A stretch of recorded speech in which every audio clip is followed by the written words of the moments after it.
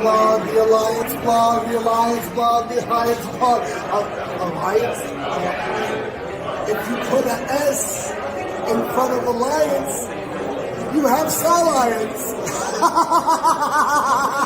That's me.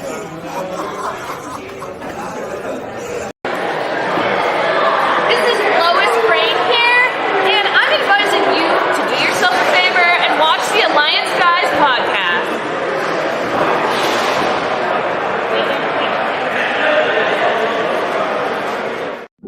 Hey guys, check this out. I am officially now sponsored by Dubby.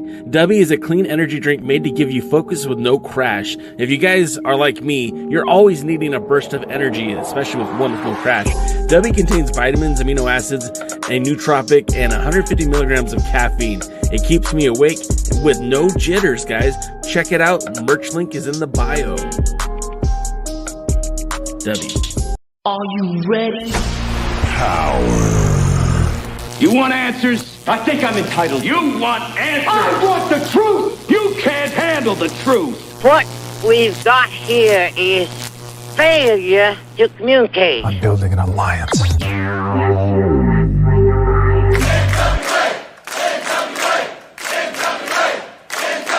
God bless the internet. Okay, let's party. It's showtime. It's time for the Alliance Guys podcast with your hosts Kevin Frazier, Jaden, DKM, and J. Cal. What is up, everybody? Welcome to the Alliance Guys podcast, a presentation of alliance-wrestling.com, your number one source for news and information for the National Wrestling Alliance. My name is J. Cal. His name is DKM. We are the Alliance Guys. And Mr. DKM, how are you this morning, this afternoon, this evening, whatever it is? Well, it's evening. Excuse me as I choke to death. Don't do that. It's evening where I am, and I've worked a long, full day, and so nobody's going to be seeing me tonight because I look like I've been hit over the head with a bag of dirt. Did you not get a chance to put on your face today? Oh, I put it on. It disappeared about an hour later. So. All right. Well, hopefully I'm handsome enough to carry the show today. How are you doing? How's everything going? Well, have you seen the Dallas Cowboys play the last couple of weeks? Wait, say that again? Have you seen the Dallas Cowboys play the last couple of weeks? No, I don't watch football. I watch wrestling. I watch a real sport. Yeah, anyway. For those out there who kept up, I kind of feel like the Dallas Cowboys have played the last 2 weeks. And just so you know, the record is 1-2. It's kind of hard to hear you, DK. Are you away from the microphone? Well, can you hear me now? Can you hear me now? That's a lot better. Yeah. That's a lot better.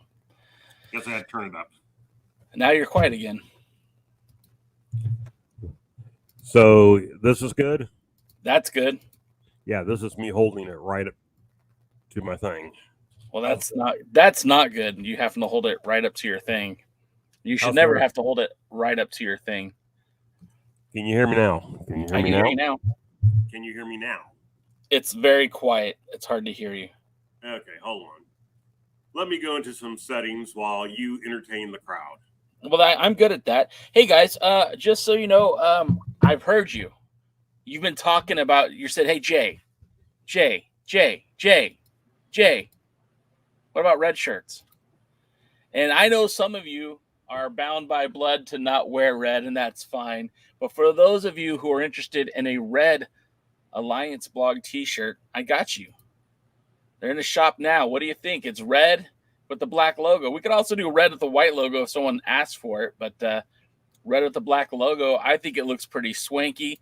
$18 in the merch shop. Just go to the link. It's in the video description. You know what? I'll even do you one better. I'll do you one better, guys. I will put the link right here in the shop and the Alliance Blog merch. And we currently have hats. You guys asked for them. You asked for the red hats. I got you red hats. We got tank tops. We got tank tops for the ladies. We've got Veamos Lucha Libre hats, i.e.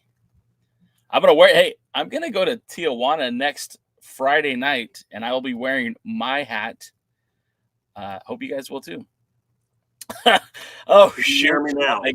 I didn't feel on fire about that. I felt really bad about that. On Tuesday's podcast, I got a little heated and it said something a little bit regrettable. I mean, look, Paladin is a pal. He's a pal first. He's an add-in second. Paladin said something about the NWA deal with the CW and, of course, the WWE, and was saying that saying that the cocaine spot from Sal Win is what cost the NWA a TV deal with the CW, which is not true. It's absolutely not true. And I said, use the smart part of your brain. I feel regrettable about that. Whoa, I Jay. probably retract that statement. Were you trying to be me? You know what? It's from The Office. I watch The Office quite a bit, and it slipped into my vernacular, and I was heated, and I said something. And look, I didn't mean it. I didn't mean to be that much of a jerk. And okay, well, I are okay. So I don't think there's anything too horrible with that. Okay, well, first priorities is, can you hear me any better? I can hear you slightly. It's very quiet, and I don't know if it's maybe my volume controls are down. Hey, anyone in the chat, is his volume loud enough?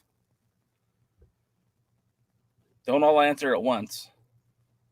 Well, they're all answering. Don't worry. Well, I pumped up the volume. Maybe it's me. Maybe it's not you. What about now? Can you hear me now? That sounds good. Okay. We'll go with that. We'll do this then. So there I was, minding my own business like I always do.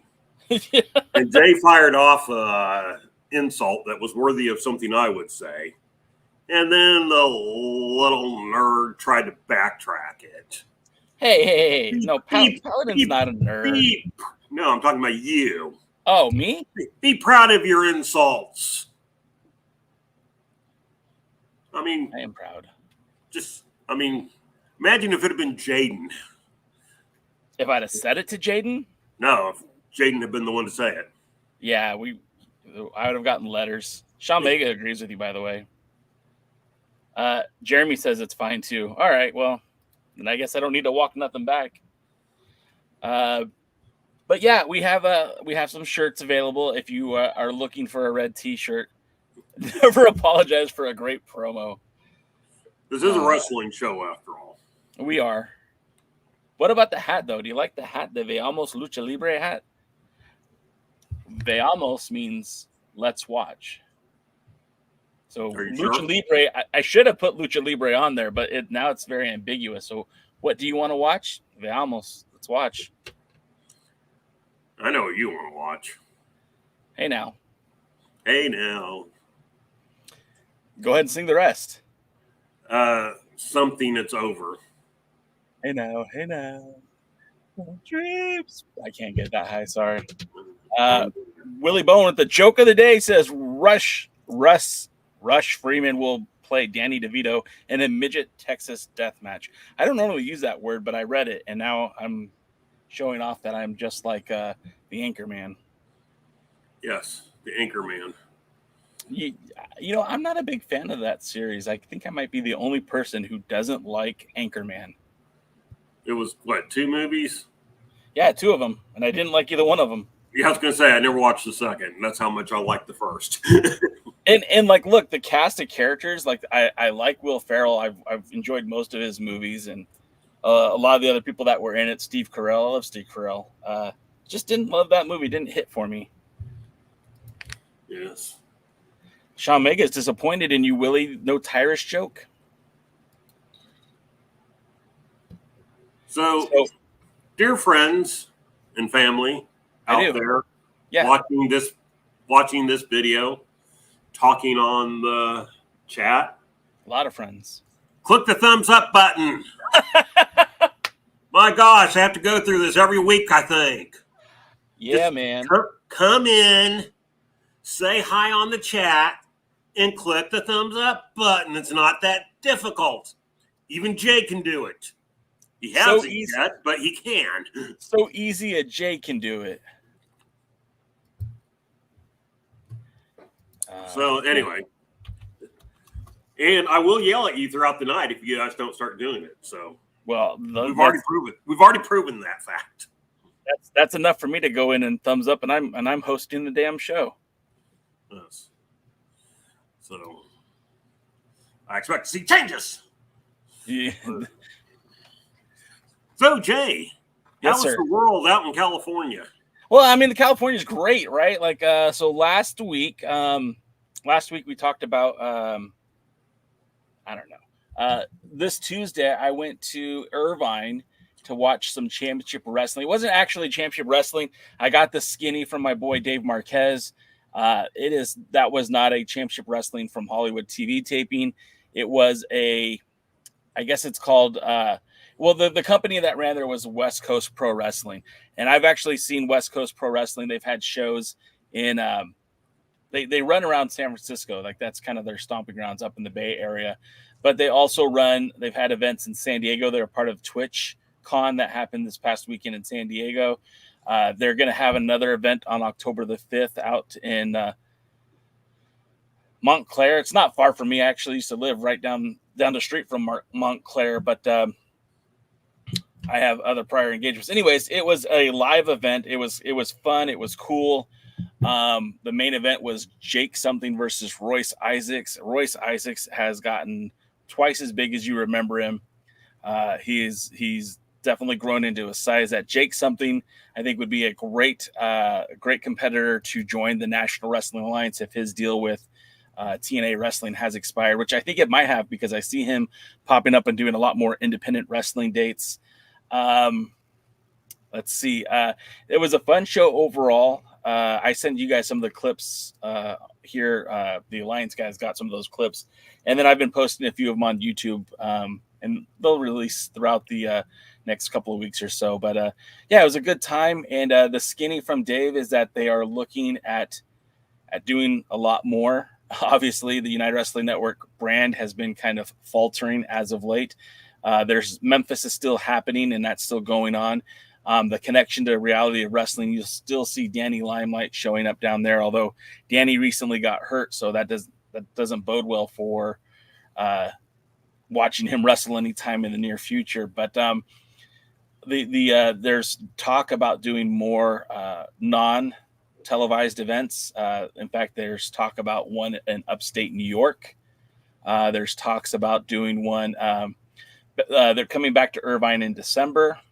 And then, there's still a lot of positive conversation about television and doing not only localized television here in Los Angeles, but also creating a new model for the syndicated wrestling that they've been releasing. So all of it sounded good. Obviously, things need to happen before they can happen, but and then knowing that the Rose Parade is coming up soon. For those of you who don't know, Dave Marquez actually directs the Rose Parade, and he will be pretty much involved with all of that through the month of December into the new year. So I wouldn't expect any new content from the United Wrestling Network in terms of television, but things are coming soon.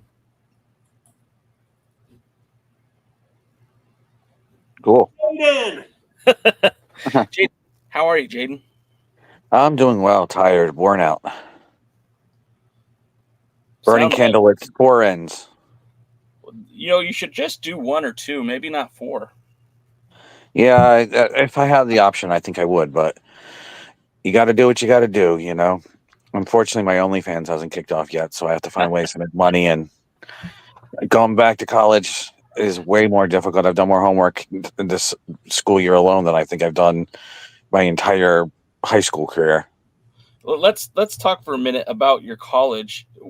And I don't think I actually know this. What are you studying right now? What are you looking to walk away from this semester with? I'm working on my doctorate in business, and I got quite a few more semesters to go before I can walk away with it.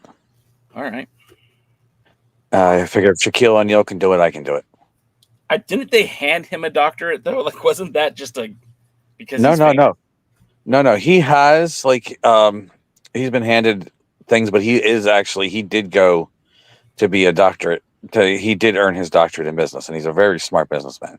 Oh yeah, no, I don't know if it's because I'm from LA and we hear a lot about him and Magic Johnson, but Magic Johnson pulled him aside years ago and said, "Hey, dummy, do you want to retire like me and be rich, or do you want to, leave the NBA penniless?" And Shaq said, "Well, I don't want to be penniless." And he's like, "Look, start buying businesses now. Start diversifying your portfolio. You got to make money. You got to spend money to make money, but spend it the right way."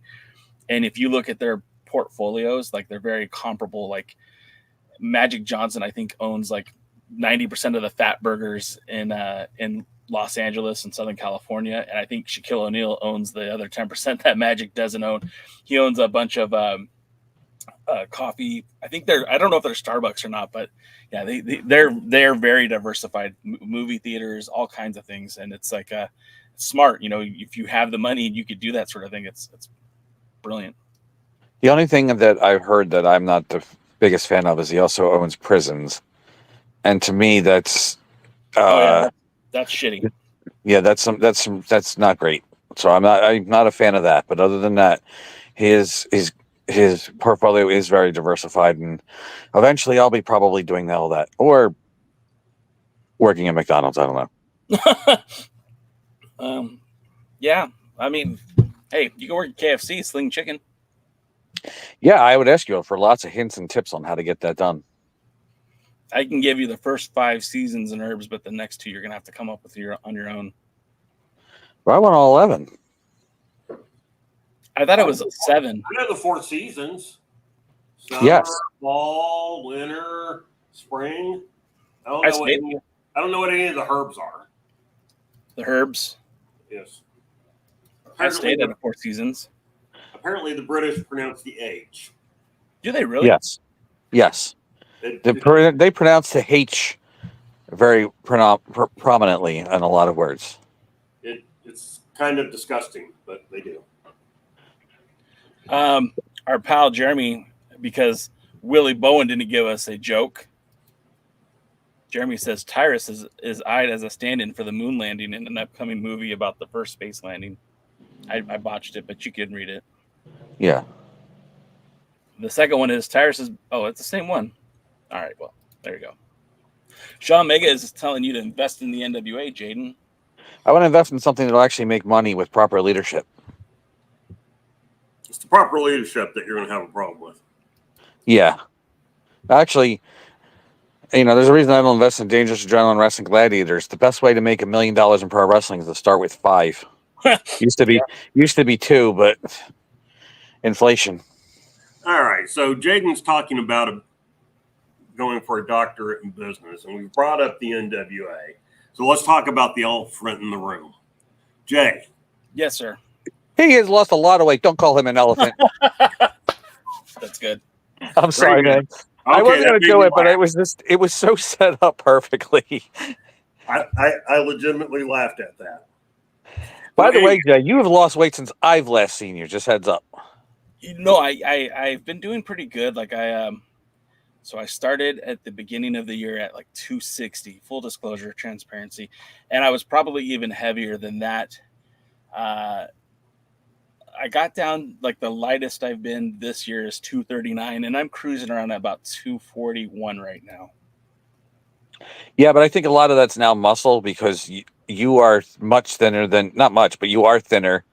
Look, I'm not Hulk Hogan, but they're getting in. I wish the lighting was better because it doesn't look good on the camera at all. And now I feel like I embarrassed myself.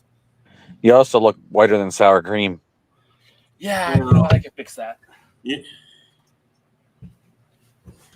That better? Yeah, no. Go ahead, DK. Say what you're trying to say.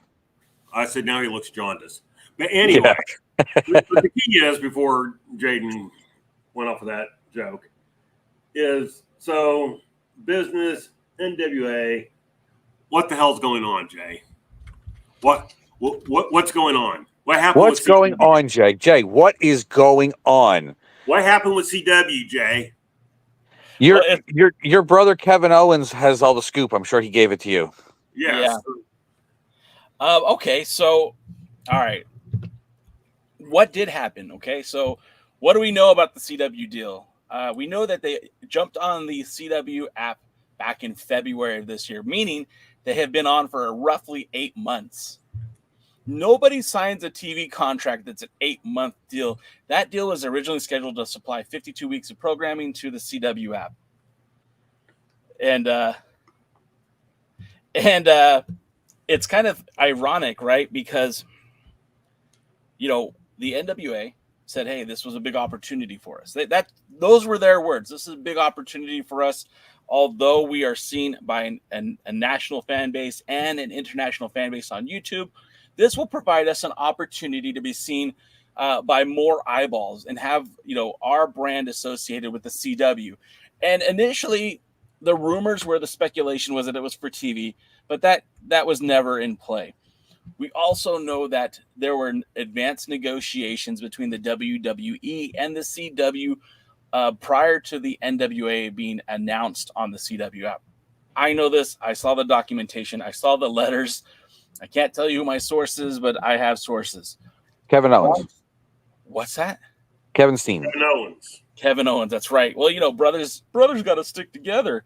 Long story short, I'm beginning to think this was an inside job. I'm beginning to think that maybe the NWA is taking this as an opportunity to back out of a deal that didn't really do a lot for them. Let's look at it, guys. Let's be honest with it. How much more money are they making being on the CW app than they were on YouTube? I have no idea. Yeah, unfortunately, I bet you we could dig into that because CW is publicly traded. You could probably find that somewhere if you find financial records, but it would probably take a lot of digging. Dave might be better at it than most people, but he would have to actually literally find that somewhere in their internal documents. What I'm telling you is this. I don't think that they were getting... This is Jay's opinion, right? There's no fact here to back it up. I don't think that they were making money being on the CW app. I think they might have been getting paid via advertising, like a split advertising, where the network would get some money and the channel would get, or the program would get money as it was creating the content. So that's my opinion. That's what I think was happening. I just don't feel like there was enough money to make this thing. What's the word I'm trying to say? I don't viable. I don't think it was viable. And people are saying, well, like, hey, they cut it off because the CW cut it off because the WWE was coming. And I say, no, that's not true, because the NWA knew that WWE was coming, because they were in negotiations before that was signed. And if you're telling me that Billy Corgan is that dense, if he's that stupid to not do a little bit of more research on the company that he's signing an exclusive deal with, then he's an idiot and deserves to be thrown off the network anyways. But that's not what happened. Okay, that's not what's going on. I think this is an opportunity for them to step back and reevaluate and move forward. The CW deal, I don't think there was any money involved, not enough to give up what they gave up. And I kind of feel like there's a couple of things, right? When we look at this deal, DK and I were at a show in May that didn't air on the CW app until mid-June. They had stuff in the can that they filmed back in like April that didn't even air until July. The taping schedule was something that we all agreed upon was holding them back. Hell, the 76th anniversary show was filmed last month, and it's going to air on October the 1st. Where it's going to air at, nobody has really known yet, but it's already happened. And so, like, I know there's people in this audience, people in the chat right now who are avoiding spoilers because they want to see it firsthand. They don't want it to be ruined for them. They eliminated the pay-per-view model in lieu of adding 52 weeks of television a year. I think that was a very big mistake. They eliminated, they have this really weird taping schedule, and it takes a very long time for that product to hit the airwaves. I even heard there's rumors that the NWA were told that they can't acknowledge some of the things that happened at the 76 by way of the CW telling them that. If you're giving up that much control to the CW and you're getting that little in benefit from it, I think it is time to leave. I think it is time to walk away. The bad part of it all is it going backwards? Are they going back to YouTube? And is YouTube, Billy Corgan had a lot of things to say about being on YouTube when they left, that it wasn't generating enough revenue for them, which that's still the case. It wasn't bringing any more eyeballs to the product, which, I mean, everything that was wrong with the YouTube before is still the same problem with it. So I guess the question is, where are they going to land? Why did they leave? I think they left because the money just wasn't there. The opportunities weren't there. Maybe they were hoping this was going to grow into a deal on the CW channel, and now that's become apparent that that's not going to happen. Even Billy was shopping his reality show, the Carneyland business, and that didn't get a formal release on TV. It was only on the app. So maybe he just feels like there's the opportunity to be on the CW app isn't as promising as he thought it was. It's very plausible. There are benefits to being associated with the CW when you're negotiating with other networks. That a network took a chance on you is something I know that sometimes can be used as your advantage. Oh, they have that. We got to take that from them. Yeah. But I can't agree that if it didn't add new eyeballs to the product, if the product was worth watching, it would eventually get around to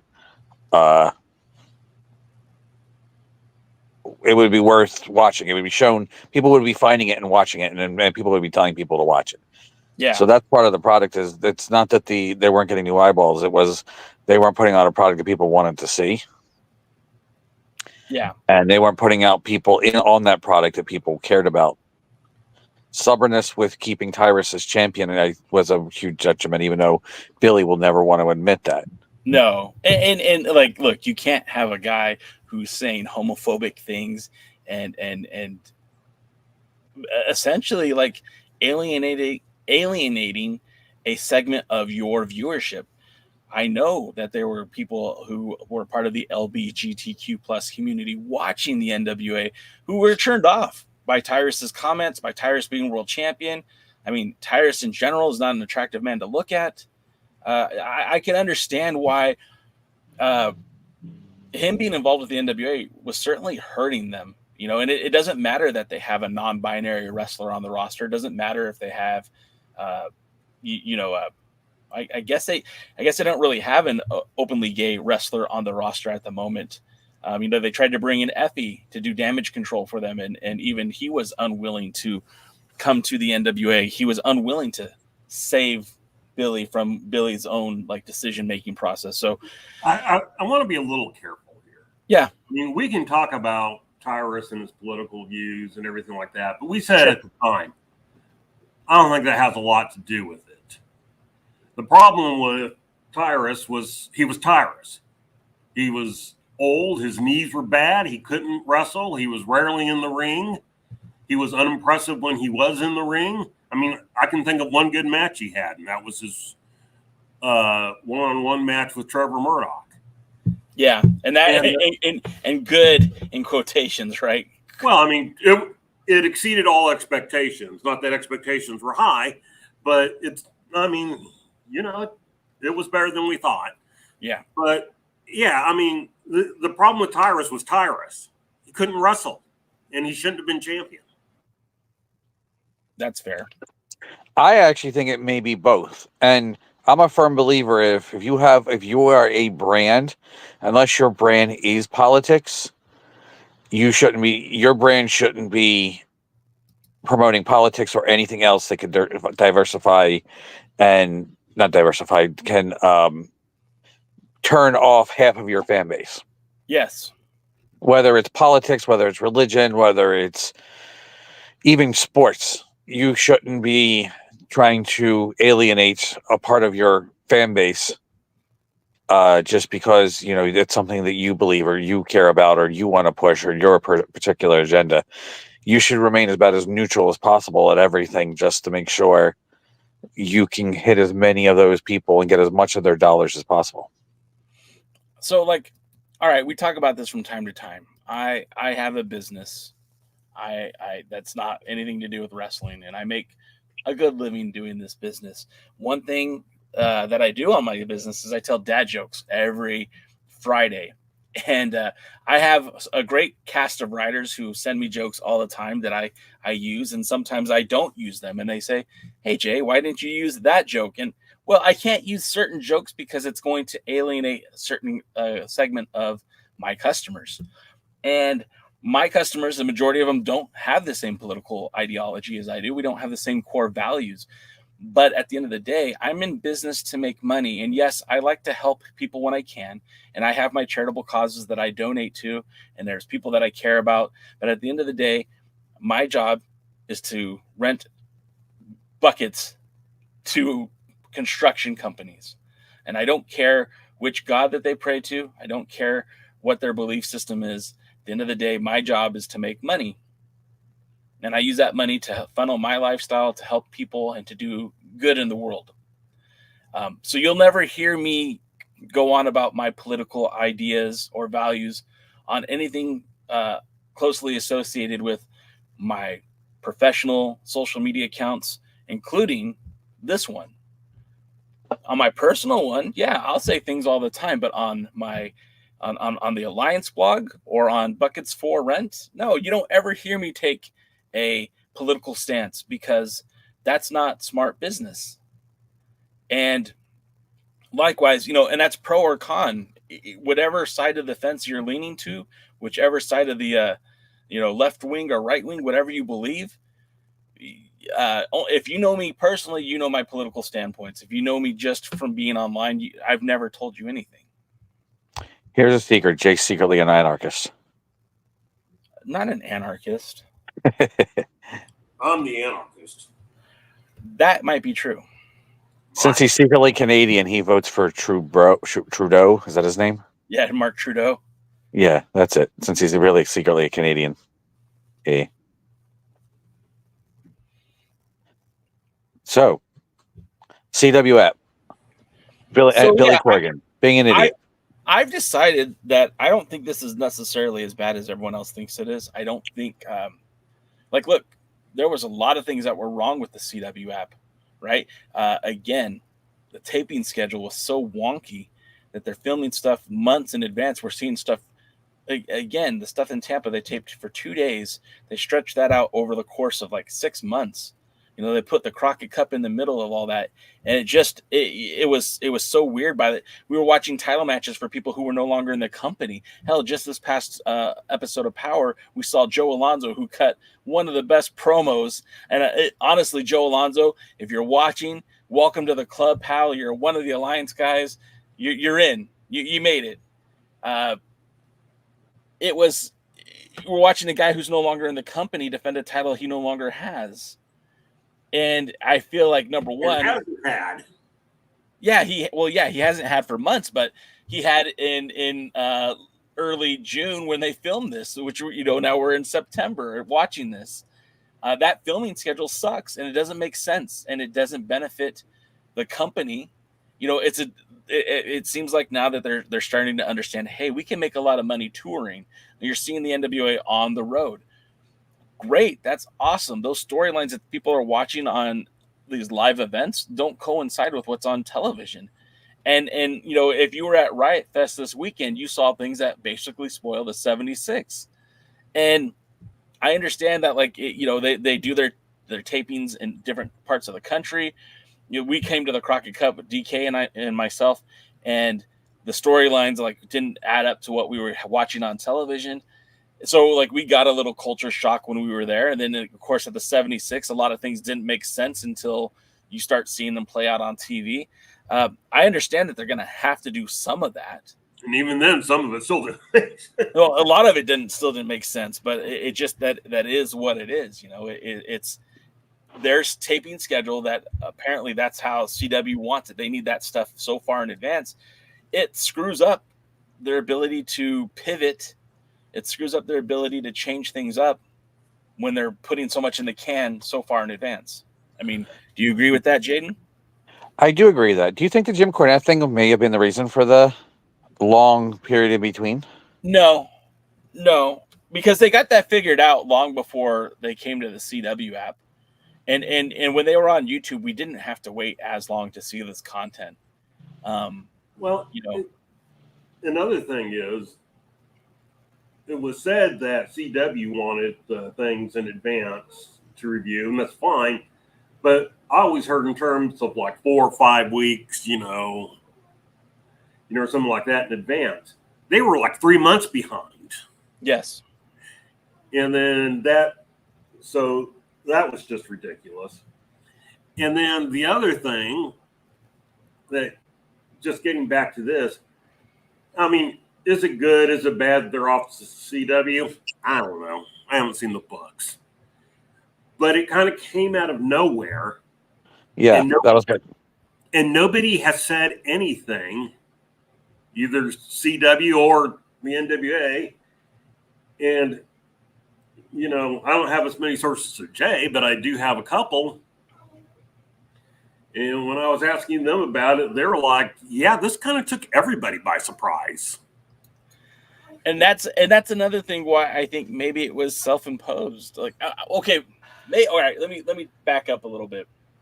It caught everyone by surprise, but for the past at least 2 weeks, and I saw him in the chat, I don't know if he's still here, James H. Jackson shared with, actually, it wasn't even James H. Jackson, it was Fiona shared on our Discord page that she showed where some of the programs were expiring off of the CW app, and lo and behold, the NWA was there. Now, I never saw that until just today.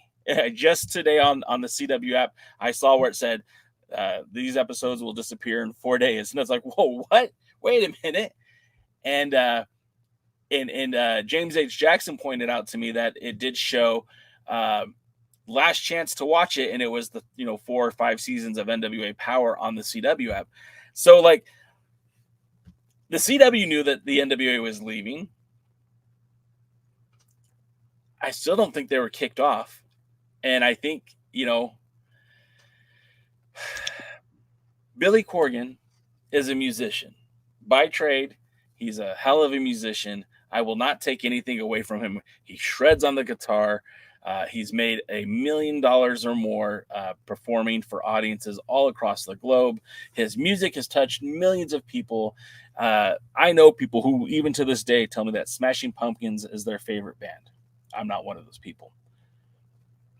But as a business owner, there's a lot left to be desired. And as a business owner, I see that guy leaving money on the table all the time. I see that guy making decisions that alienate his fan base. I see a guy who makes decisions that are very swiftly without a lot of discussion. I see him make moves that are detrimental to his company.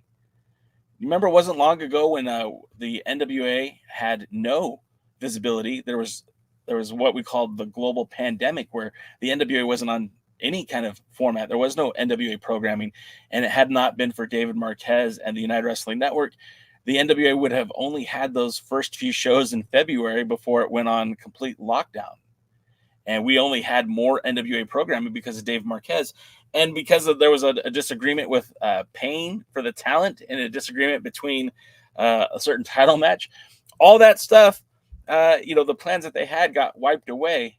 And, the first 4 episodes of the Primetime Live series featured an NWA title match on every episode, and then didn't. Then that relationship ended, and that ended on a very quickly because the owner of the company no longer wanted to do business with David Marquez. So again, going back to all of it, what I'm trying to say is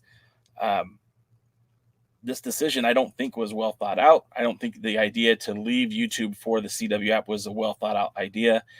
I don't think they even considered how it would affect people who didn't live in the United States that were enjoying the product.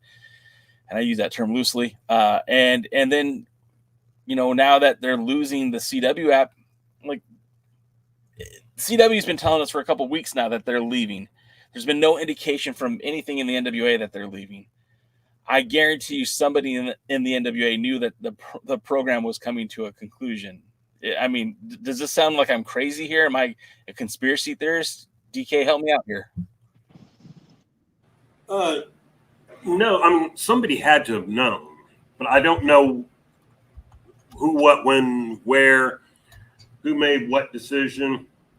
I mean, I don't know what the contract says. I mean, there has to be an out in the contract. Sure. You know, but I don't know how the contract was signed. Was it signed for 52 weeks? Was it signed for so many seasons? Was so many episodes a season? I mean, I don't know. I don't know. And so I can't come back and go,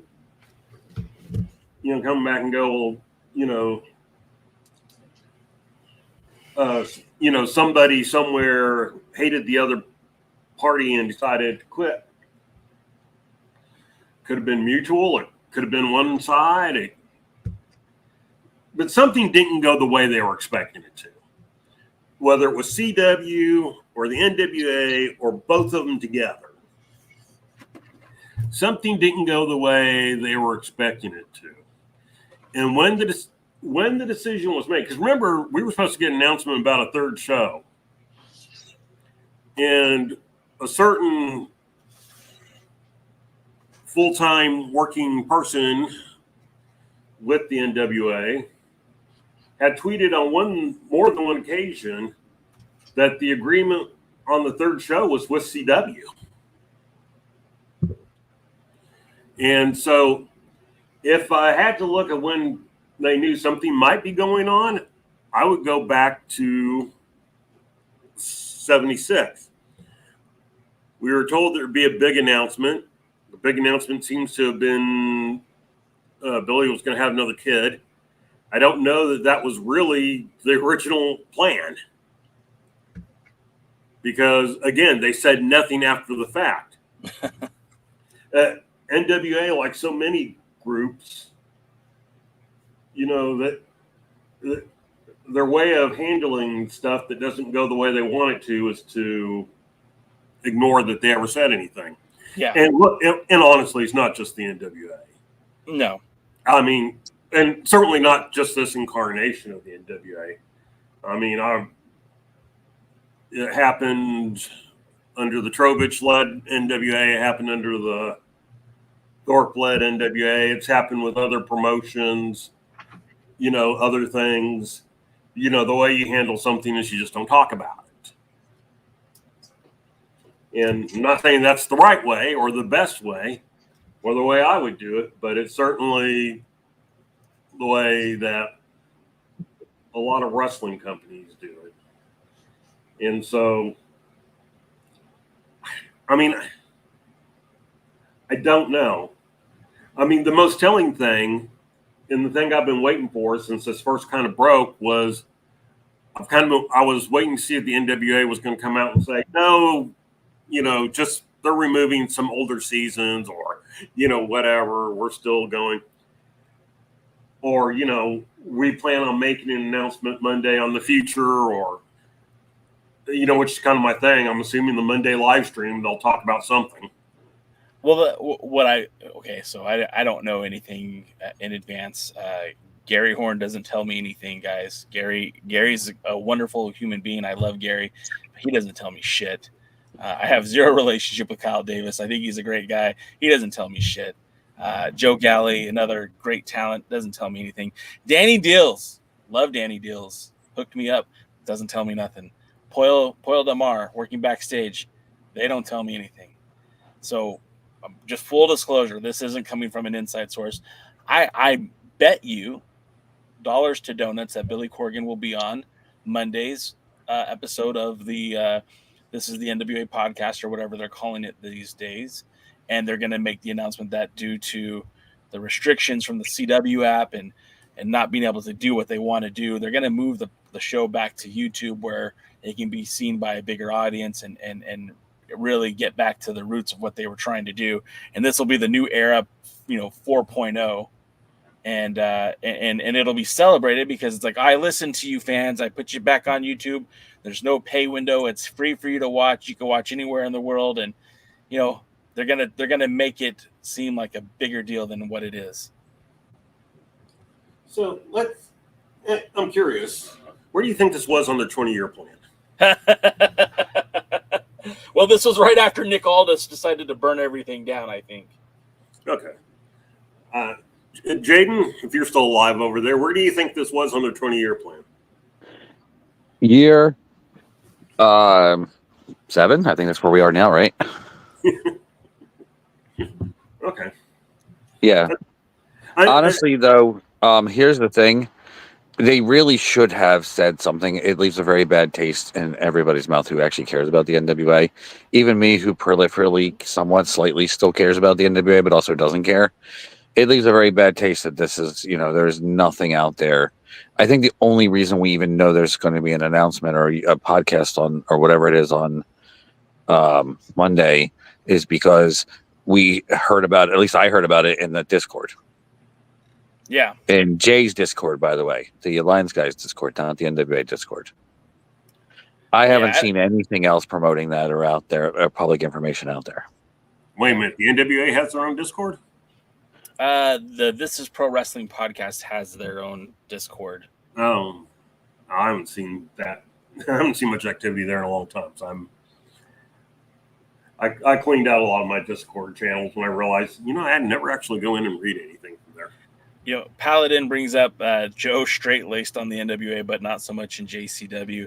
When I saw Joe Alonzo, and we'll get to Power, I guess, eventually, but that promo that he cut, I swear, you would have heard that same thing here on this show, whether it be me, DK, or even Jaden, talk about, Billy has other priorities above the NWA, and this is lazy booking. And I was in the gym on the treadmill watching Joe Alonzo cut a promo on Matt Cardona about Billy Corgan, and I just sat there applauding like an idiot. It was the greatest thing I'd ever seen. Well, go ahead and talk about that. What's that? About Joe Alonzo's promo. I mean, what was it? What were your key things that just made you go, damn? Well, the first thing he said is that he's like, wait, why am I here in this shit town, Knoxville, Tennessee, and the owner of the company's not even here? Like, I don't expect Billy Corgan to be at every date. That's impossible. He's not Vince McMahon. This isn't the WWE. He's not going to be everywhere. He's not going to travel to every show. But what I felt was fitting is that Joe Alonzo was advertised in a match that, they said he already wrestled this guy. I don't remember him wrestling this guy from FTW before. I don't remember having this title match before, but apparently that's what the broadcasters said. And then they turned it. Joe Alonzo said, look, Billy's not here. I've already beat this guy. This is lazy booking. And the fact that he used that term lazy booking, I know that's synonymous with Jim Cornette when things don't make sense or just stupid.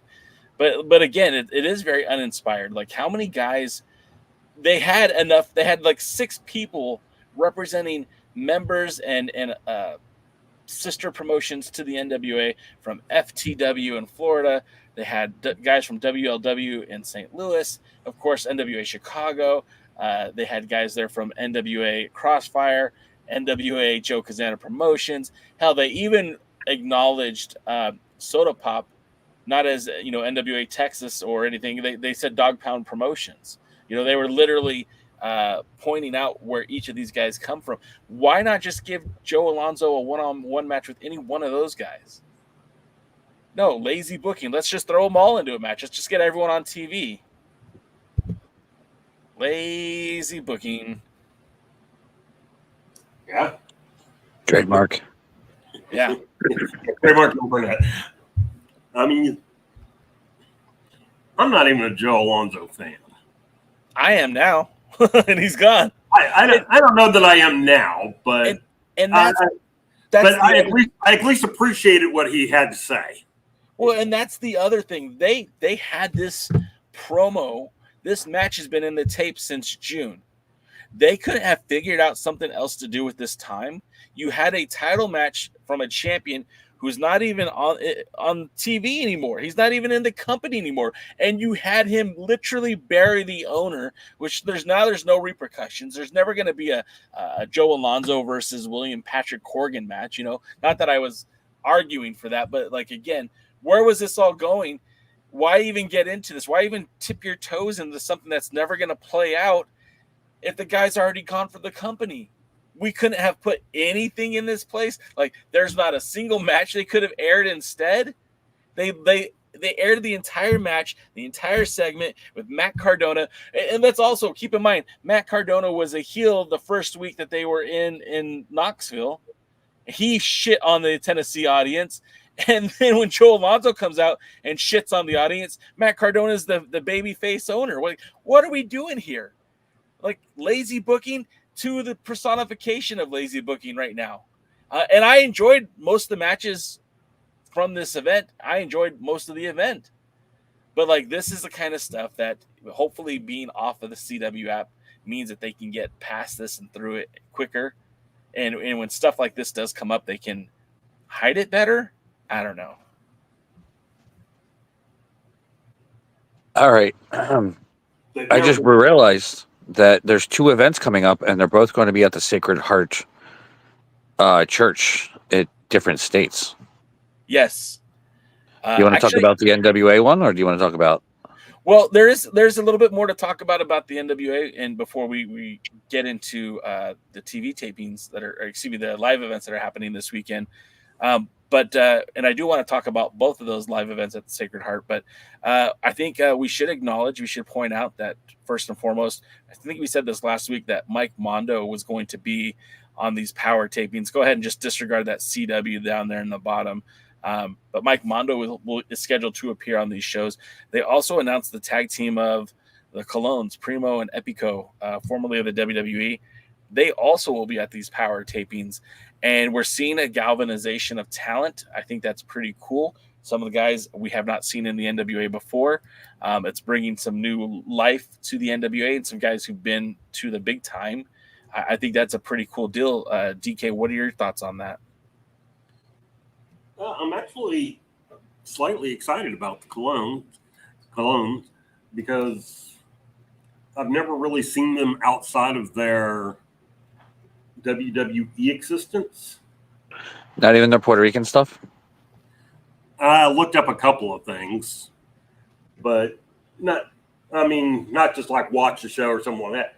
And not that Billy can't be WWE-ish and his silliness. That's just a little bit, I'm a little bit curious to see if they're more serious, if they'll be portrayed more seriously in the NWA. And of course, in Puerto Rico, it's just a bloody war hell. I actually would like the idea of the Colognes being there too, and Mike Mondo. Mike Mondo is a very underrated talent who never really got his dues.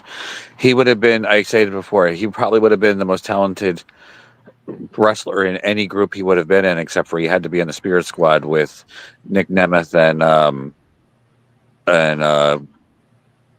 Kenny Dykstra, Ken Doane. So that should tell you something right there. He is a very talented guy, and I think that's a great thing in the locker room. He also knows about old school professional wrestling. He used to promote a lot of stuff, and it was put out there for a while. I know both myself and DK actually shared it in the past about his philosophy on wrestling, and a lot of stuff he says, especially talking about other promotions, is 100% true, and I look forward to that. And so I think that's a great thing for the NWA. Just have their star power, whatever they have left of it, and their knowledge, which I think is even more important, and skills. What else is going on? One thing that's going on is that despite the fact that there's more than 7 people watching this show, we still only have 7 likes on the video. So come on, wake yourselves up, move that mouse around, find the thumbs up button, and click on it. Thank you. What video? Did I miss something? Why am I laughing, or why is he talking about that? Yeah, what's the video? I missed that. Something. On this video, the video that they're watching right now, DK's reminding everyone to click that thumbs up, like, comment, and subscribe. Thanks for watching, all that good stuff. Sean Mega says he can't like it twice, DK. That's because you need more than one YouTube page, Sean Mega. So somebody straight left the channel after you said that. They said, I'm not going to take this. I'm leaving.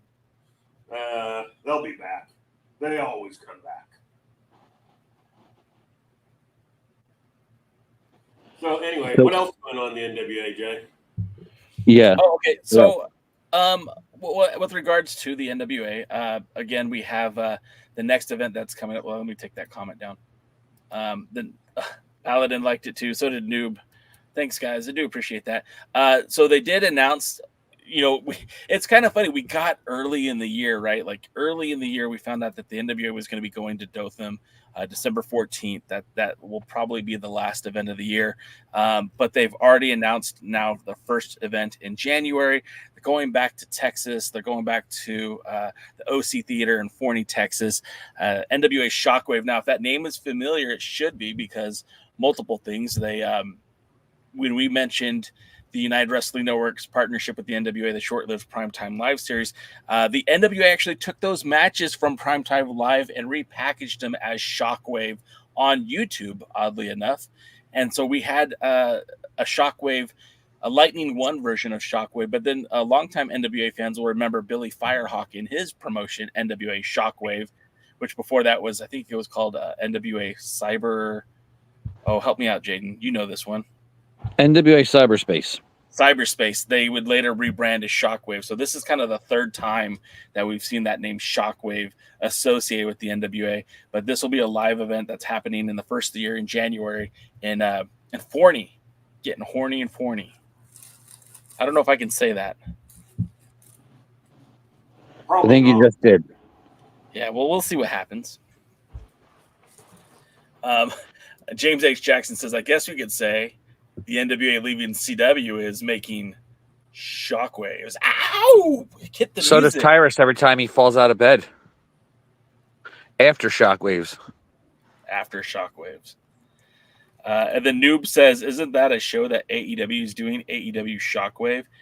I mean, I don't know what the plan is for AEW in that name Shockwave. It's not like it's exclusive to anybody. And I don't think anyone has a copyright per se.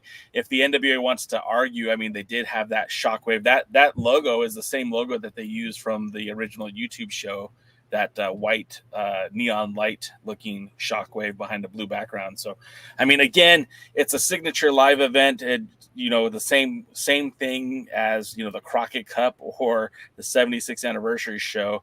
So what it is, I don't know, man, but another live event announced, and I think that's a good thing. The NWA has got these events that are coming up. They've got the tapings that are happening in Tampa, I believe at the end of the month. We know that there's a lot of the territories are doing their own events, like even coming up, I think this weekend in Decatur, Joe Kazana Promotions doing matinee at the matches. That night is going to be highlighted by our pal Silas Mason taking on our other pal Jack Stain for that Joe Kazana Promotions title. That's exciting.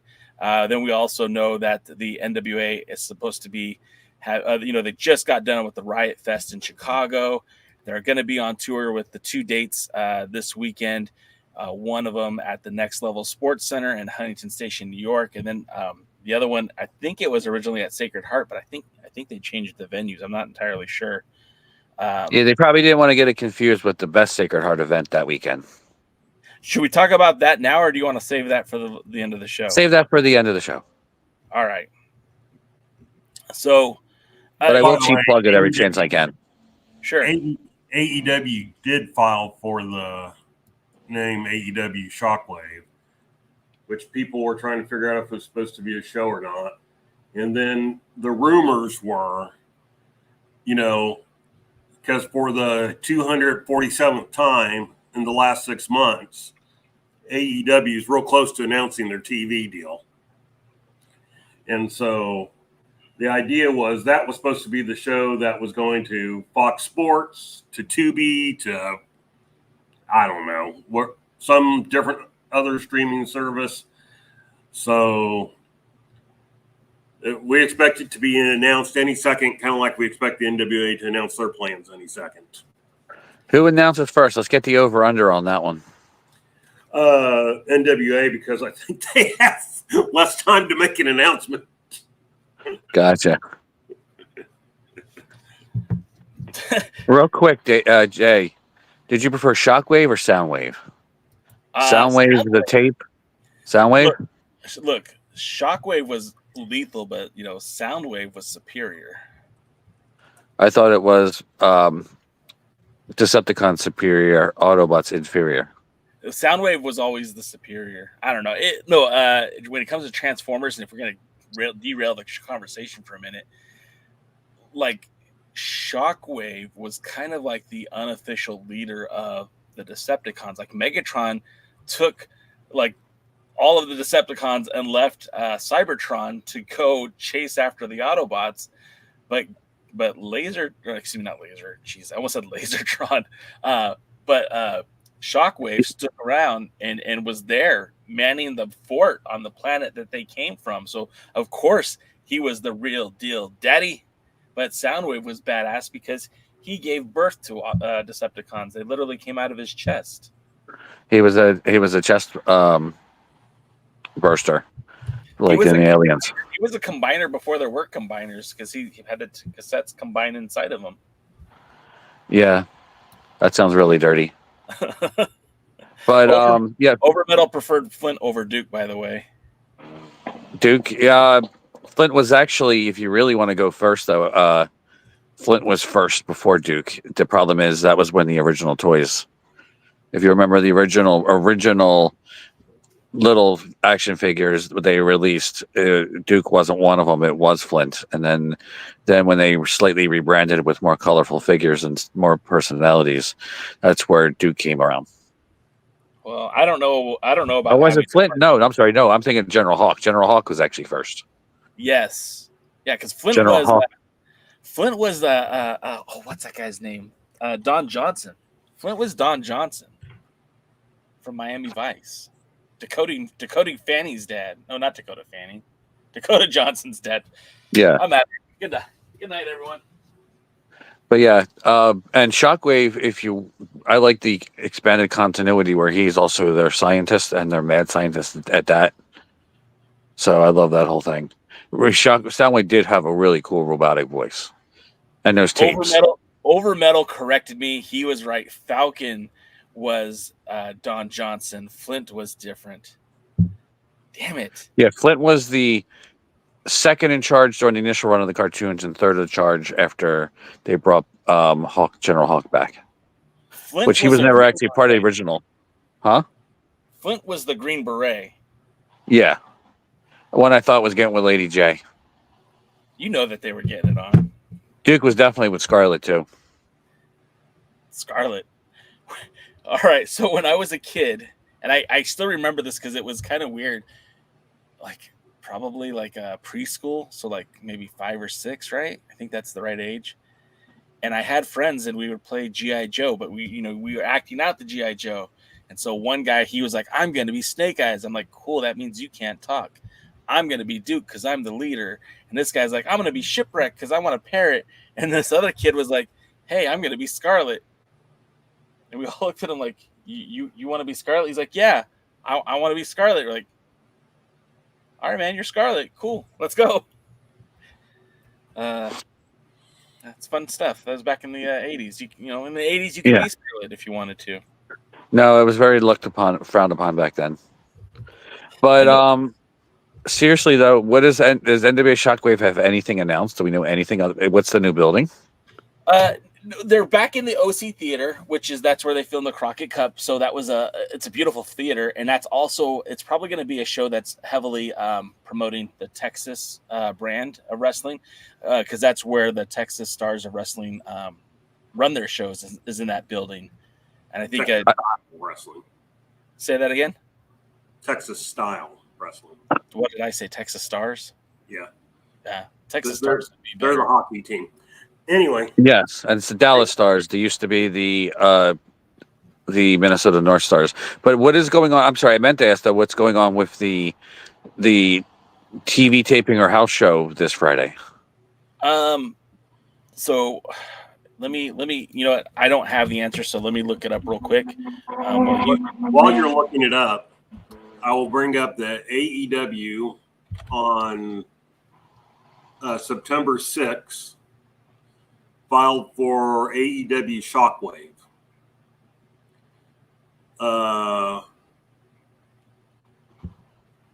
For the purpose of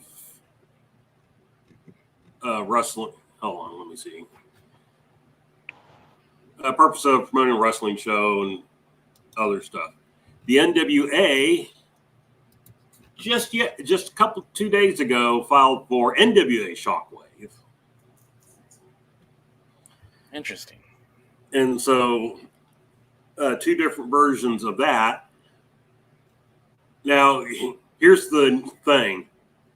It's currently running 7 to 8 months to get a trademark approved.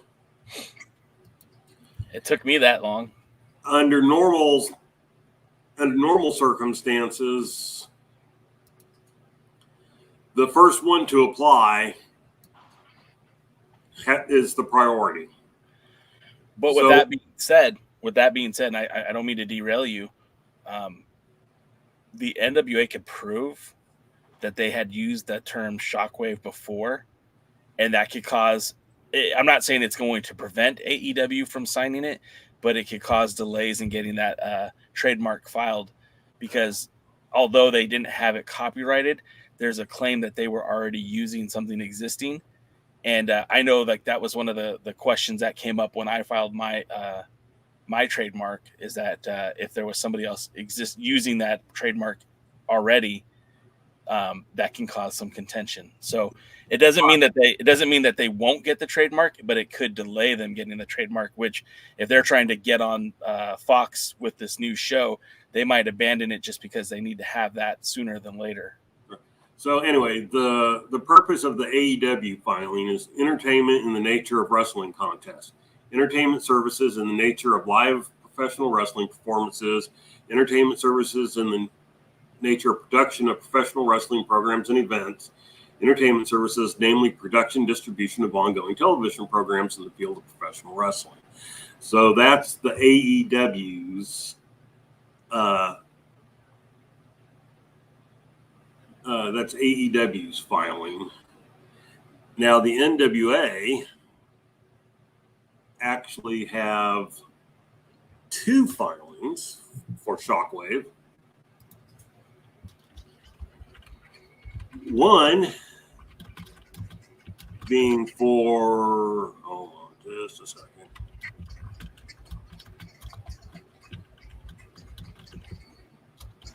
Always finding the right things.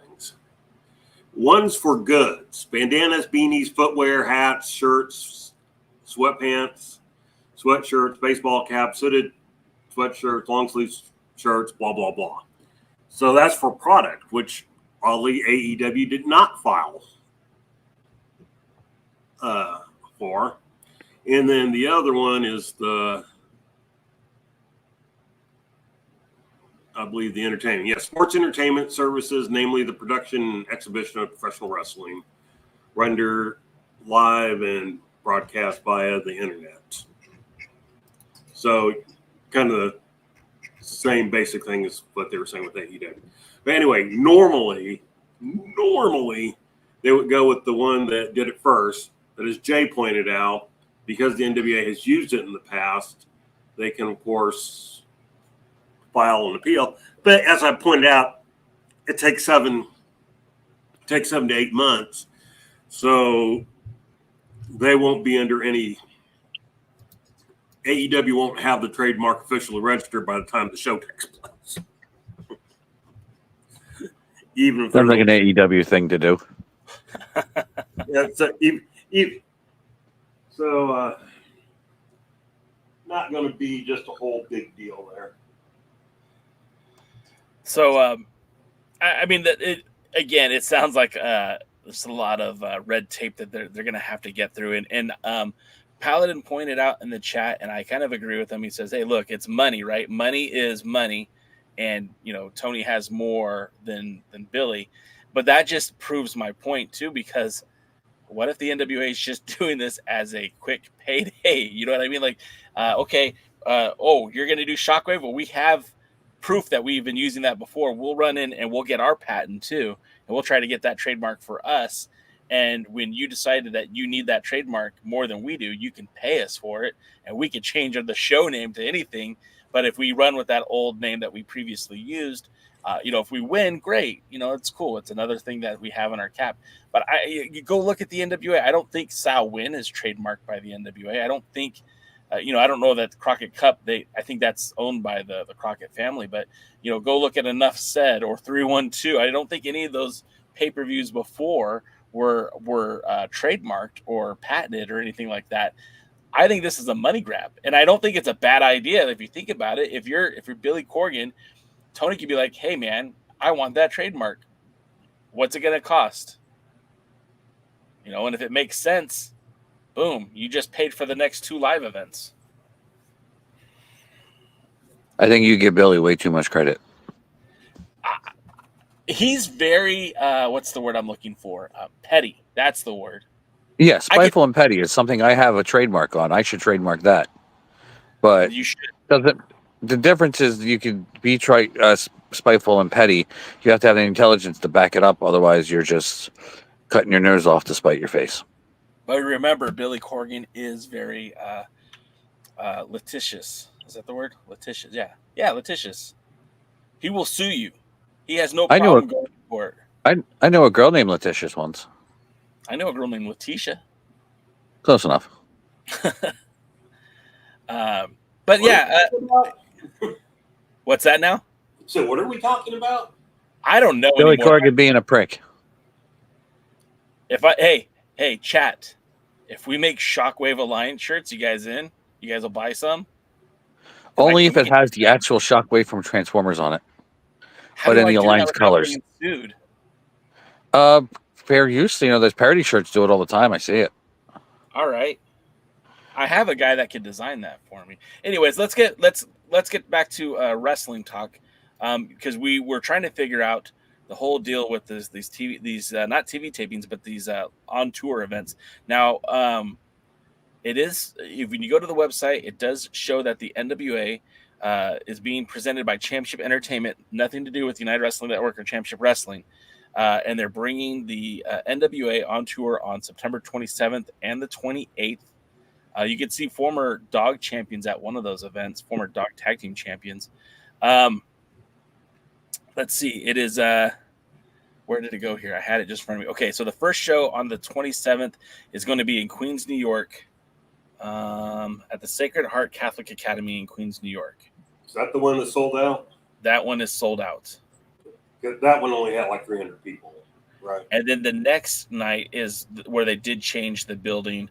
It's going to be in Melville, New York, and that will be, again, on September the 28th at the All Sports Melville, which I don't really know what that is, but, some of the matches that have been announced, not matches, but people that should be there. I believe that Tom Latimer will be there. Wrecking Ball Legursky will be there. And like I said, South Philly's finest former dog tag team champions will be there. 2-time former dog tag team champions. How many times? 2 times. That's what I thought, but I didn't want to say it and be wrong. And so they have those 2 events coming up, and of course on October the 5th and October 6th. So literally just a week after, they're doing TV tapings in Tampa. Initially, those were supposed to be recorded for the CW. That doesn't appear to be the case anymore. The 29th, Joe Kazana Promotions is holding an event in where is that? Decatur, Tennessee. Crossfire will be holding their event in Sevierville on Friday, the October 4th. Their Black Harvest event. On October the 18th, NWA Chicago is holding an event called the Super Smashing Halloween. That will be on October the 18th. Sal Win will be October 26th. Sal Win number 2 in Sarasota, Florida, back at the Robarts Arena. And then Exodus Pro has an event scheduled November 16th in Cleveland, Ohio, called The Usual Suspects. Looks That Kill December 14th in Dothan, Alabama. And then just recently announced in Forney, Texas, Shockwave. For now. For now. For now. Bye for now. All right. That's a lot of, honestly, though, that's a lot of NWA presence out there. If they ever going to grassroot it, that's a good way to do so.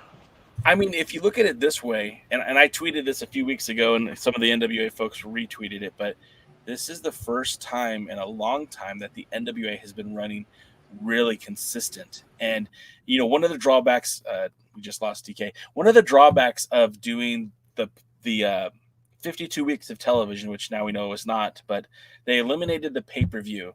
And so pay-per-views just became TV tapings. But even if you look at just the TV tapings that they've had this year, they've had quite a few. You know, they were in Dothan early in the year. They did TV tapings in Florida. They did the Crockett Cup event in Texas. They did the Back to the Indies back to the territories in Tennessee. Then they did a couple of the Chicago, the Riot Fest. They did the 76th anniversary show. They've had more TV tapings. Like they've had more live events this year than they did last year, and I think that's good. And yes. I think we're seeing the NWA kind of taking that next step, and that's going back to this whole TV thing. Remember when we, as NWA fans, and Jaden, you know this, and DK knows this, and most of the people watching this. Television is relatively new for the NWA. Power's only 5 years old. It'll be 5 years old at the end of the month. September 30th, 2018 or 2019 is their first episode of Power was taped. I was there. Some of you also were there. So it's only been 5 years. And remember that during the pandemic, they took most of that time off as well. So really, when you think about it, Power's only been around for 5 years. That means that, you know, Billy Corgan bought the NWA in 2017. They were doing pay-per-views, guys. They had the 10 Pounds of Gold series for free on YouTube. They could just keep this as a touring television company, or excuse me, not television, just a touring wrestling company. You know, Game Changer Wrestling doesn't have a TV show. They just do pay-per-views and live events. What if that's the direction the NWA decides to go? I mean, obviously it says TV taping, so they have something in mind, but what if this just becomes a touring wrestling show? It doesn't necessarily need television. I mean, Jaden, what do you think about that? I think the NWA needs television because that's the marketing ability of the NWA name. But sure, it can be done, but I don't think it's the wisest thing to do. I think, honestly, I was always wondering, why don't they just start their own thing? If they're going to have all these promotions that are part of it, have an NWA channel with NWA Power as its main focus, and then have sell the NWA pay-per-views through it, and put on the Joe Kazana promotions, put on the currently waiting for copyright trademark Shockwave on there, put on all these big things and these big shows and big events, and make sure put old content on there and stuff that they own from the Texas promotions for the other part of the NWA. Yeah. I mean, look at it this way, right? If we're really going to break it down, when Billy Corgan bought the NWA, you know, they started from scratch, and you know the ownership, the library ownership of the Houston library, that's even still up for debate, and who actually owns it, who has access to it, that's all still up for debate. So if you just look at the content that they've made for the past 5 years, or I guess not 5, but 7 years, right? When they bought the NWA in 2017, when they bought the NWA in 2017, you know, they literally bought the title, right? And they bought the name, and that's about it. They didn't own a ring. They didn't own a camera. They didn't own a library. They've built all of that.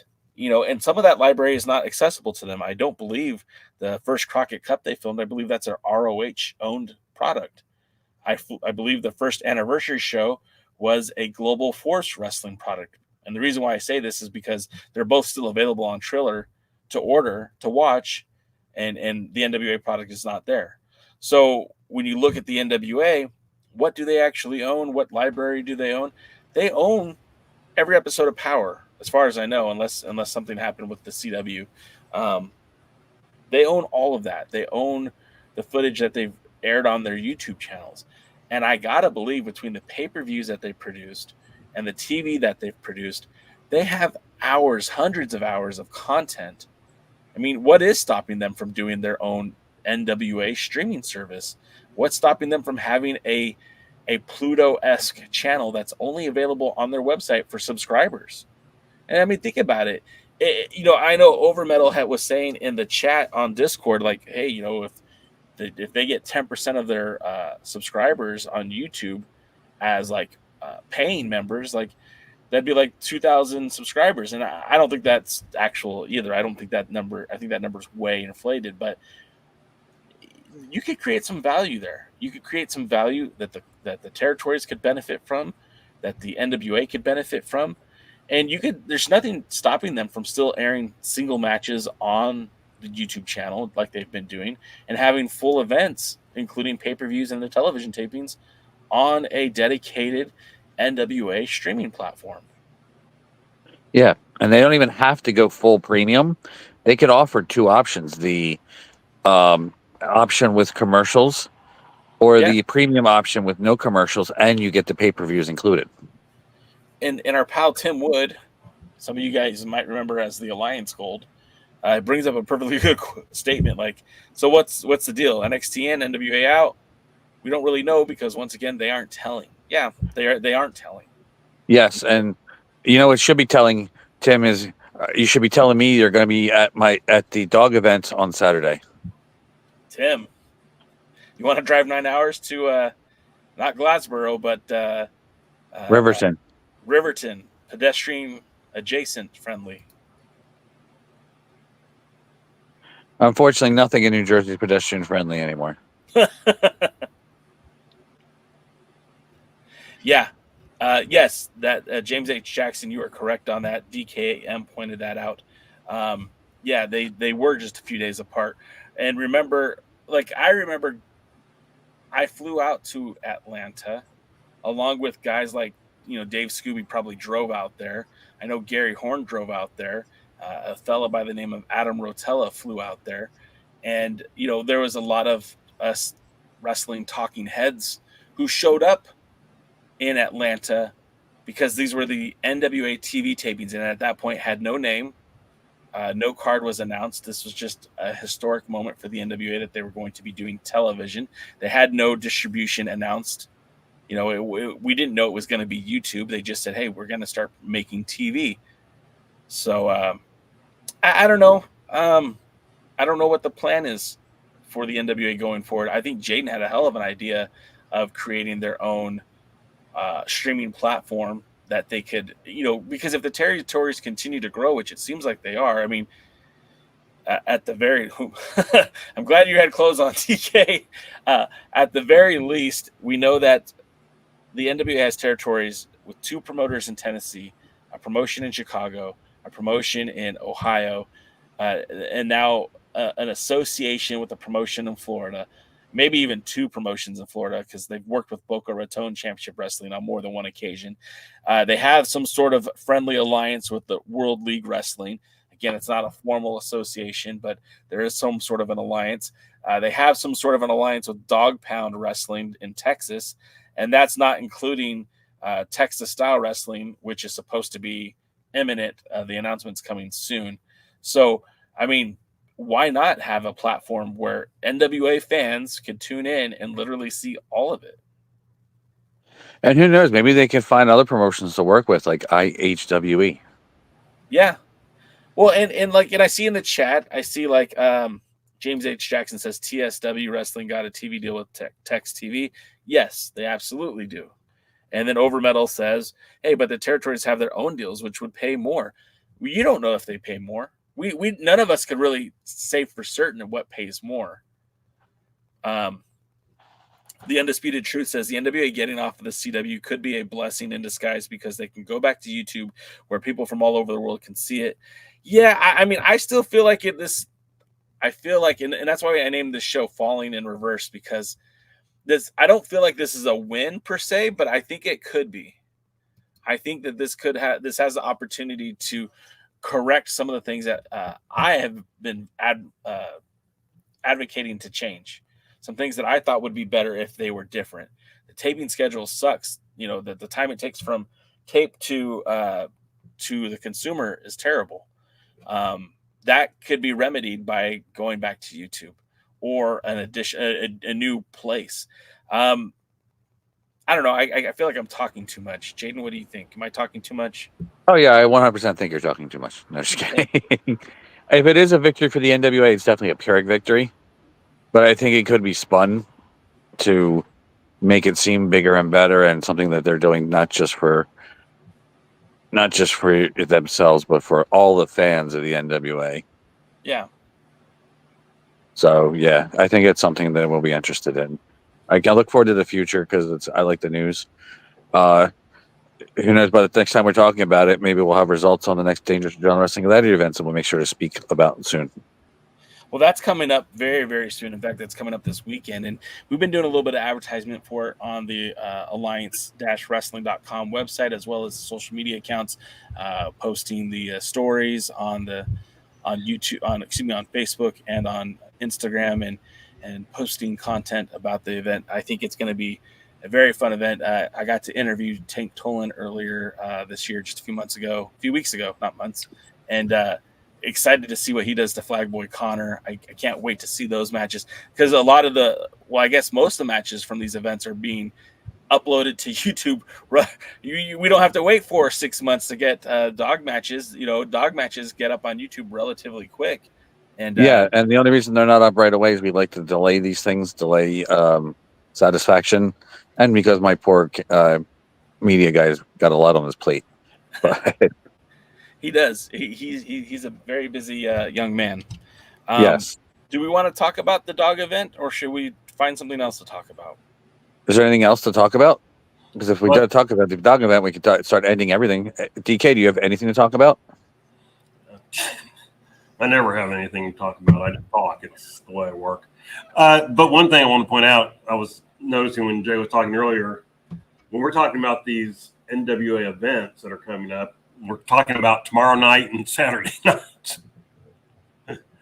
So, they're right here. They're right here with us. I'm assuming we're gonna have some kind of big, exciting deal.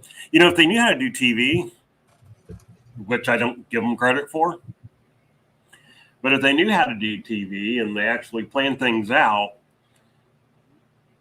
your live event world and your TV world don't have to be separate things. No. They could be doing things that set up live events by, like, let's say there's 2 or 3 people that actually want the junior heavyweight title. So you could set something up for a couple of weeks where Jack Cartwheel is going to be the, challenger. And then a couple of weeks later, you can set up, I don't know, who's a junior heavyweight. Soda Hendricks or Soda Pop, or whatever they call him. And the great thing about it is that you don't have to ignore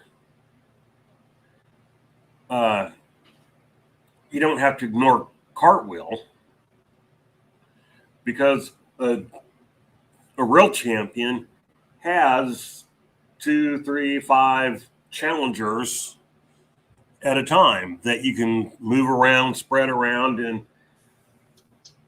have storylines so that we go, hey, look, on TV, Alex Taylor jumped Hendricks, and Hendricks is out for revenge and wants, and he'll be challenging for the world title in this upcoming week's live event in Michigan. I don't know.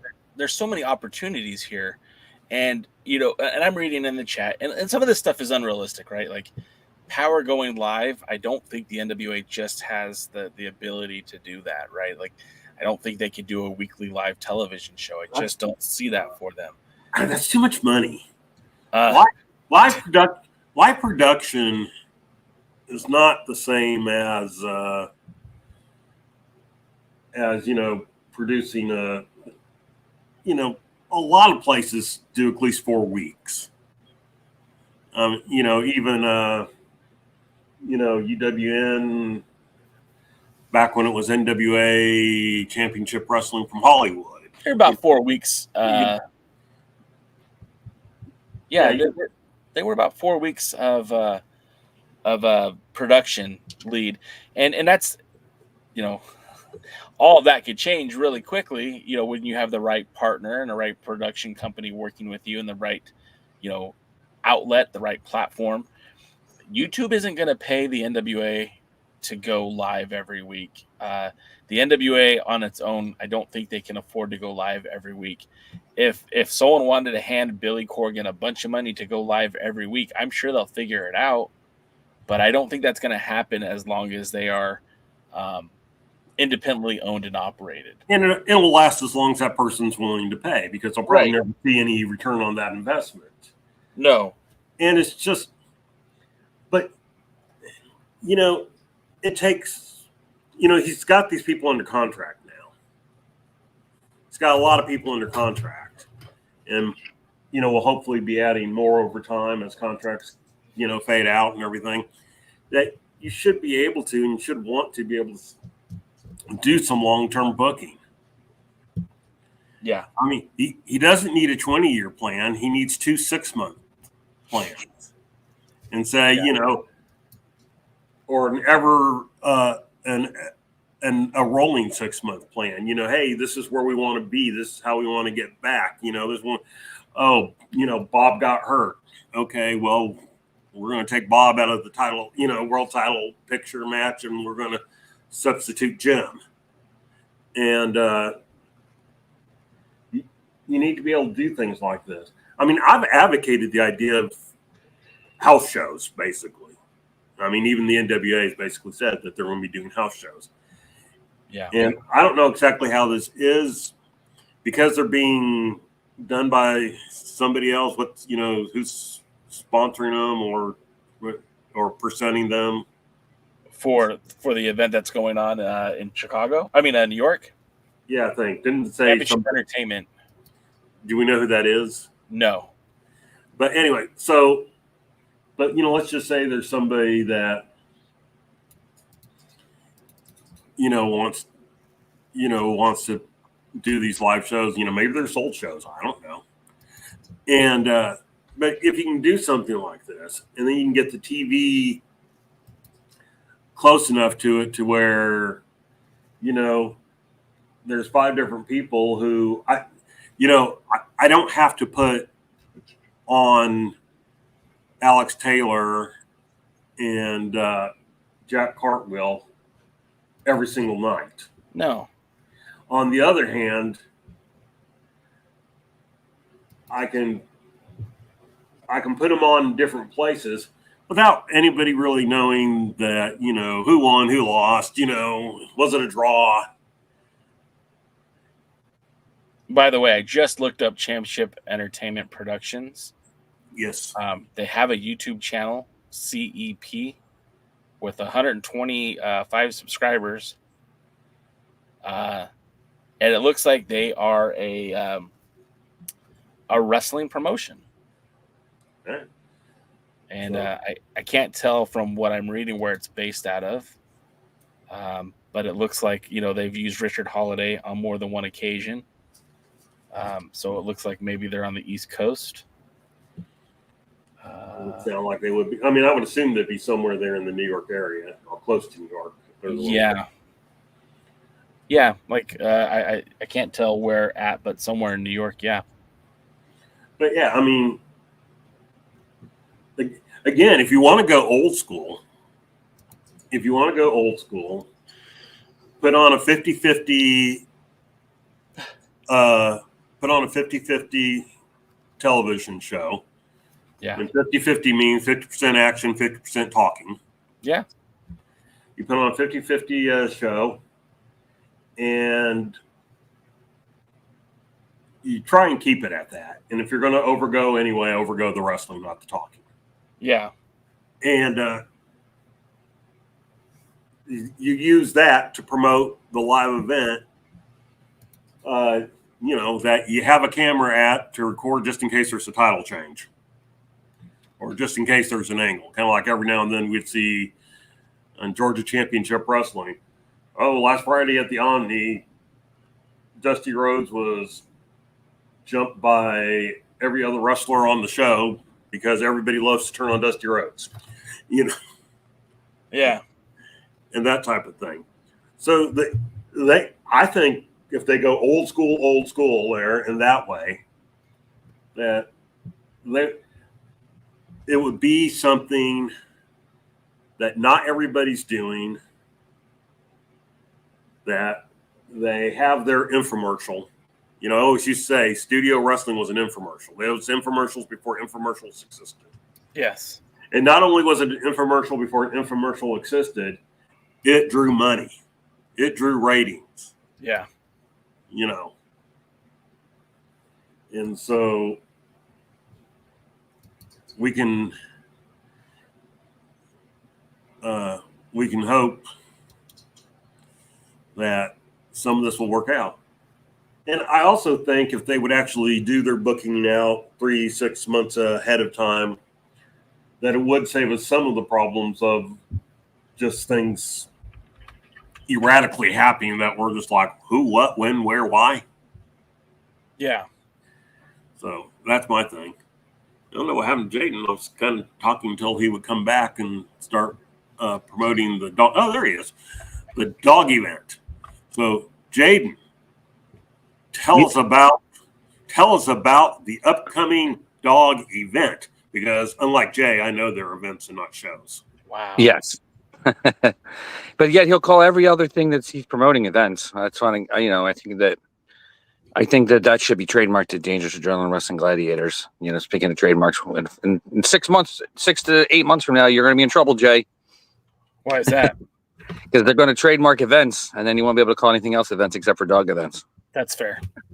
But anyway, on Saturday night, this coming Saturday, September 28th, at the Sacred Heart Church, located at 103 4th Street in beautiful, historic Riverton, New Jersey. Dangerous Adrenaline Wrestling Gladiators presents Unleashed. You'll see former WWE superstar Tang Tolan absolutely slaughter Connor the Flagboy. You'll see the current dog champion Breaker Morant defending against former dog champion Busky Eric Martin. Busky.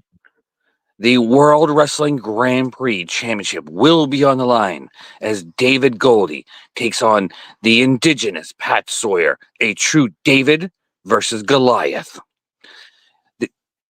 Waiting for Jay to make a comment.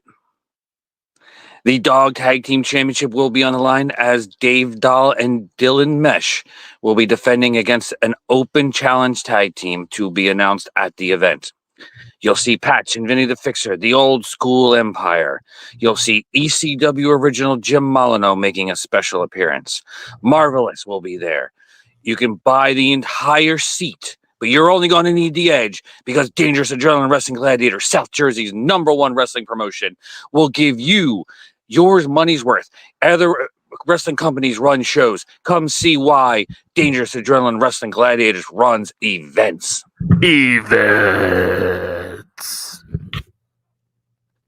And make sure to check us out on YouTube, like, comment, and subscribe. Dave Dahl. Oh, yeah. The only guy that could equate with Tyrus and being a big blobous load. Jesus. Oh, man. I'm not nearly drunk enough for tonight. Hey, first of all, DK, Jaden, thank you for carrying the show today. I admit that this was not my best episode yet, but I do appreciate you guys hanging out with us. If you enjoyed tonight's show, thank you. Make sure you get that like, comment, and subscribe button.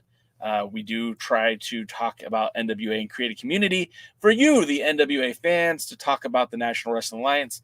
and, talk about other wrestling as well. We have a Discord channel where the conversation never stops. I know this because I get alerts at 3 in the morning that Over Metal and Jaden are arguing about tacos or something. I don't know.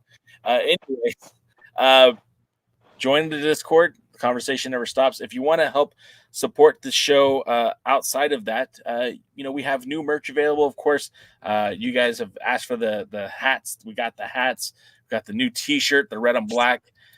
In fact, I can make that other colors too, and I just might. Plus, we have more T-shirts, more hats, more everything. So if you want to get in on that and support the Alliance by buying a shirt or hat, or a thermos or a mug or a bikini for your wife, whatever, it's available. Check it out. And Jay, real quick, are the shirts being? Are the hats being delayed? Because I've ordered mine a while ago and I still haven't received it. Which hat did you order? The new red one, the new awesome red one, available now on the website that everybody wanted and stuff. I ordered it a little while ago and I still haven't got it. Well, let's talk offline. I haven't heard anything, but okay. I know that I ordered this hat and there was a production snafu with it. And after a couple of weeks, they told me there's a production snafu and I had to approve the design, and it became a whole thing. So that might be it. I'll reach out to them and see if maybe there's something that I don't know about. But thank you for telling me, because I wasn't aware. Yes, but that hat's awesome, and buy it. Buy the hat. Yeah, buy the hat. If you're a hat guy, we have a couple of different options for you. Also, if you are looking to support the show, maybe you don't want a T-shirt, maybe you don't want a hat, but you're in need of energy, right? Lots of energy. What I've been drinking tonight is the Dubby. Beach and peach is the best flavor. That's what Jaden will tell you. We have different variety flavors, and there's new ones coming out all the time. If you go to the site, the link is in the bio. Make sure you put in the code TheAllianceBlog, and you'll save, I believe, 20% off your first order. It is enjoyable. What I like to do with mine, Jaden, is I have one of those soda streams that that carbonates the water, and then I mix up just a little bit of the Dubby, and then I pour the carbonated water in. So it's just like if I was opening up a canned soda, a canned energy drink. I get that carbonation because I kind of like the carbonation. I'll take the complete gallon bottle and overpower it and add some ice and put it in the fridge for a while to get it super cold, and the freezer for a while to get super cold. And I love drinking it throughout the day because it's one of those ones that you can drink throughout the day and you don't have to feel like you are overdosing on. Oh, good. I'd like to know that overdosing on caffeine, even though I don't think it's possible to do so, but also I have a caffeine problem. You've been trying for the last 10 years. And then also, again, if you're not looking for energy, but maybe you need a trophy, a plaque, a prize for your fantasy sports, or your business wants a Salesman of the Month award, easy for me to say, we'll have Trophy Smack to thank for that. You can get a plaque, a trophy, a championship title belt made. Still need to get mine done. I haven't had a chance to design one yet, but that's what's next for me, is the Alliance Blog Championship title to commemorate over 5,000 subscribers here on YouTube. If you guys would like your belt, again, links are in the bio. Make sure you use the promo code so that you can save money on your order. Plus, we get a little kickback every time you do.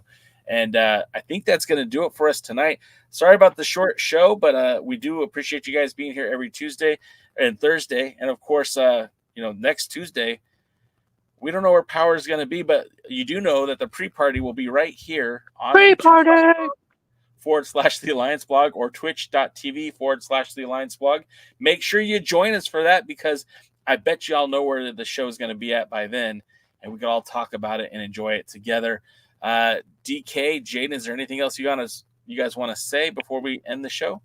Next week, we're going to have results for the Dangerous Adrenaline Wrestling Gladiators at the Best Sacred Heart location at the Sacred Heart Church in Rivington, New Jersey, which is actually not at the church. I say the church, but it's actually in the building right next to the church. It's a little school, but the whole thing is complex, the Sacred Heart Church complex. Cool. DK? There might be an announcement of something next week. Next. All right, Billy K. Mercer or Devin K. Khan. Either way. Yes, I'm going to make a Tony Khan announcement next week. Ooh, Dixie. A Tony Khan style announcement next week. All right, guys. Well, that's going to do it for us. Again, thank you so much for being a part of the Alliance, guys. Until next time, we will see you up and down the coast. and at the, I should have been ready for this, matches. Thanks for joining the stream. This has been a presentation of Alliance-Wrestling.com. We genuinely appreciate your support. Would you consider subscribing so you'll never miss a future episode? I'd also like to remind you we do a live stream every Tuesday at 5 p.m. before NWA Power. You can find us on social media at The Alliance Blog. And until next time, we are The